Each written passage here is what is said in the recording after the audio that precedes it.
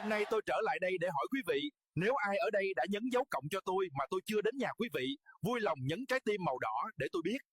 Ai muốn tôi gõ cửa nhà, cứ để địa chỉ tôi biết đường tới gõ cửa nhà nha.